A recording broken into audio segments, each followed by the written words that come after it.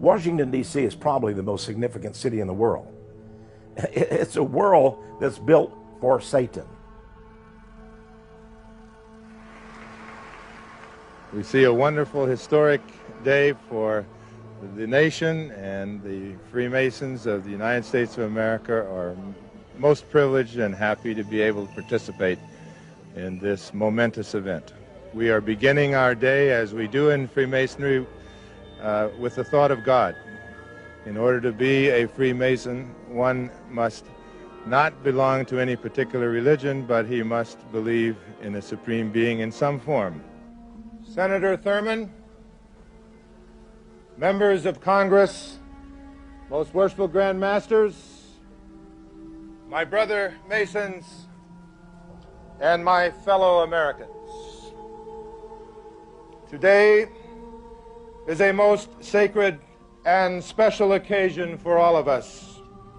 200 years ago, beneath this hallowed sanctuary, the Capitol cornerstone was laid by President and then Grand Master of Freemasons, George Washington. The inauguration of George Washington had taken place on April 30th of that year. On the Bible, which is here this morning through the courtesy of St. John's Lodge number 1. This is the same Bible upon which Presidents Clinton, Bush, Carter, and George Washington were inaugurated president. The story of how Washington, D.C. came to be is very interesting. Washington, D.C. was originally farmland. This was chosen, of course, by Jefferson and Washington and others to be the site of the new capital of the United States. But Thomas Jefferson knew that this great city needed a full-time architect. He would be the one who watched over it, but he obtained the services of a man from France, a Freemason named Pierre Lafont. Pierre Lafont was a man who knew the Masonic occult world. He knew what he was designated to do. He sought to build a city which was shaped in the form of a pentagram. The first time I heard that, you know what I did? I went on Google Earth. Because I don't just believe everything I hear.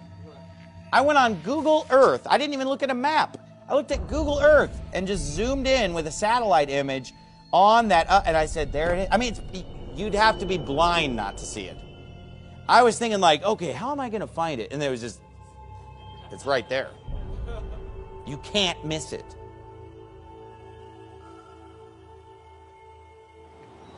The United States of America has historically been a Christian nation in the sense that most of the people who live here have claimed the name of Jesus Christ. But when it comes to our government, when it comes to our leaders, it's a completely different story. They are not Christian at all. All you have to do is just walk around Washington, D.C. The city of Washington, D.C. is loaded with images and idols and obelisks, satanic symbols and stuff like that. Of course, the whole world knows the name Washington, D.C. What does it mean? Well, of course, it's named after George Washington, the general who defeated the English in the American Revolution. Washington, D.C. But there's a D.C., a District of Columbia, after the name of Washington. What is the District of Columbia? You know, a lot of people have seen Columbia pictures. They see the logo when the woman comes out, and the beautiful woman, and she's holding a great flame in her hand, or a great light, the great torch, the torch of knowledge, of light, because Satan comes as an angel of light. That's his light. She's his goddess, and she's holding up that light. But why would the District of Columbus be called that? Why not the District of Christ? You know, Yeah, it's the District of Columbia, there a you false go. goddess. There you go, a And false it's goddess. just a totally pagan place. A totally pagan Everywhere place. you turn is paganism. That's right. Then go to the individual state capitals and you'll find the same idolatry. I remember as a child touring the state capital in Sacramento, California, and seeing the seal of the great state of California, which is Athena. And here's a statue of Athena. And here's another statue of Athena. And look at the capitals of the states themselves. In fact, even the symbol of our nation is a graven image.